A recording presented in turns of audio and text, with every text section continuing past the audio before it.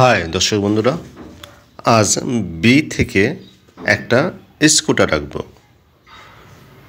ভিডিওটা খুব মজার হচ্ছে, তাই অবশ্যই মনোযোগ সহকারে পুরোটা দেখবেন। টেনে টেনে দেখলে ভিডিওটা বুঝতে পারবেন না। তো আমি বিটা রেখে এটা উল্টে দিলাম, অপর পাশে আরেকটা গোল দিয়ে পিছনের নিচের দিকে আবার গোল দিয়ে চাকা এঁকে ফেললাম এবং পিছনের অংশতেও আমরা আরেকটা চাকা এঁকে ফেললাম। উপরের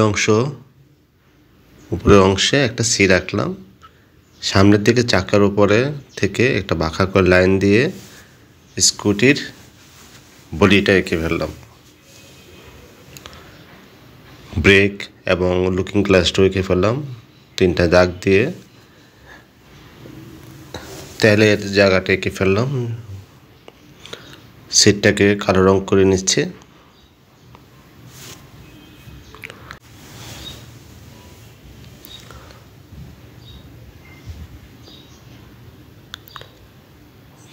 ব্রেকের অংশটাও কালো করে নিলাম, চাকা অবশ্যই কালো হবে, তো কালো করে নিচ্ছে। একটু সময় নিয়ে কালো করতে হবে যেন ভিতরে সাদা অংশ সাদা দেখা না যায়। আমি সেই চেষ্টাটাই করছি। প্রথমে সামনের চাকাটা কালো করলাম, মানে রং করলাম, তারপর দ্বিতীয় চাকাটা রং করব।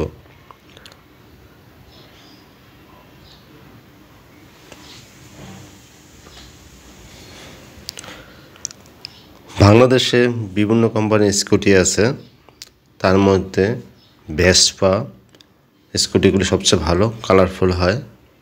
এছাড়া টিভিএসের আপনার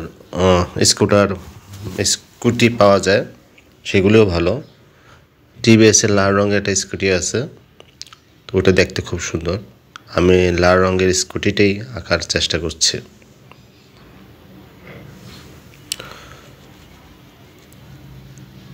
পিছনের চাকার উপরের অংশটা আমরা লাল রং করে নিচ্ছি।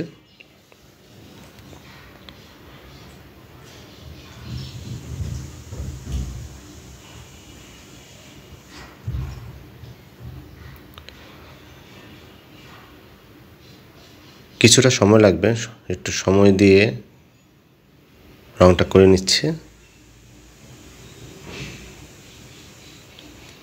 সামনের বডির অংশটা লাল রং করছে।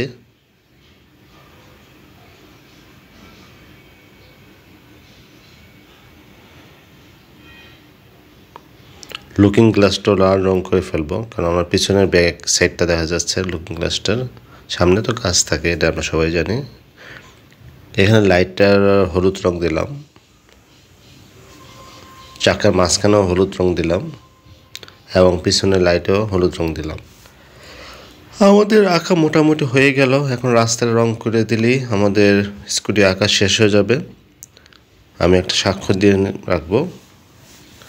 বরাবরই আমি সবগুলো ছবির মধ্যে আমি স্বাক্ষর দিচ্ছি, তো এটাও দিয়ে দিলাম। ভিডিওটা ভালো লাগলে লাইক, কমেন্ট, শেয়ার করবেন। ধন্যবাদ আপনাদের ভিডিওটা দেখার জন্য।